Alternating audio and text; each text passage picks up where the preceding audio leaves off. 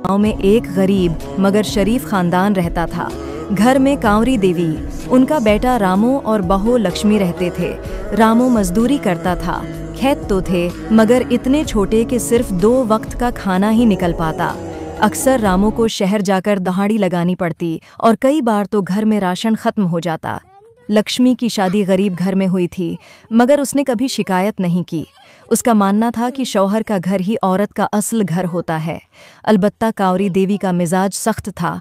वो अक्सर बहू को ताने देती थीं। अरे लक्ष्मी, औरत होकर घर में बैठी रहती है, दूसरों की बहुओं को देख कैसे काम में हाथ पटाती हैं। लक्ष्मी हमेशा धैर्य से जवाब देती। माँ जी, मैं तो हर काम के लिए तैयार हूँ, आप बस हुक्म दीजिए। तुझसे क्या होगा, तुझे तो खाने और रोने के सिवा कुछ आता ही नहीं। ये बातें लक्ष्मी के दिल को चोट पहुंचाते मगर वो चुप रहती। एक दिन ऐसा आया कि घर में आटे का एक दाना भी न बचा।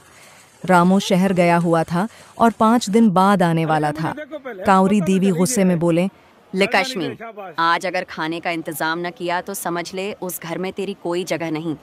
ये सुनकर लक्ष्मी ने दिल में ठान लिया, मुझे कुछ ना कुछ करना ही होगा, वरना ये घर बर्बाद हो जाएगा। अगली सुबह वो सिर पर टोकरी रखकर पास के जंगल की तरफ निकल पड़ी। वहां से लकड़ियां काटें और बाजार में बेच आएं। रकम भले ही थोड़ी थी मगर उसकी आंखों में खुशी झलक रही थी। उसने पैसे माँ जी के हाथ पर रख दिए। इतने से पैसों से क्या होगा, ये सब दिखावा है। लक्ष्मी कुछ न बोली। वो जानती थी कि यह छोटी शुरुआत ही बड़े रास्ते की पहली सीढ़ी है। वक्त गुजरता गया। लक्ष्मी रोज जंगल जाती, लकड़ियां काटती और बाजार में बेचती और आहिस्ता आहिस्ता घर का खर्च निकलने लगा। गांव के लोग देखकर हैरान रह गए। कुछ औरतें तारीफ करते, देखो कैसी मेहनती बहू है, ऐसी बहू कहाँ मिलती है आजकल। मगर कुछ लोग मजाक भी बनाते। इरे रामू की बीवी तो जंगल में लकड़ियां काटती फिरती है। रामू जब शहर से वापस आया और बीवी के हाथों पर छाले देखे तो आंखों में आंसू आ गए। लक्ष्मी मुस्कुराकर बोली, रामू, अगर मैं मेहनत न करती तो माँ जी भूखी रह जाते और तुम पर दीस में परेशान होते। रामू का सीना फख्र से चौड़ा हो गया, लेकिन कांवरी देवी अब भी बहू से मुतमईन न थीं। वो अक्सर कहते हैं, लकड़ी बेचने से घर नहीं चलता, ये सब वक्ती है। एक दिन मेले में लकड़ी की ज्यादा मांग हुई। लक्ष्मी ने मेहनत की और अच्छी खासी लकड़ी बेची। इस दिन इतने पैसे मिले कि पूरे हफ्ते का राशन आ गया।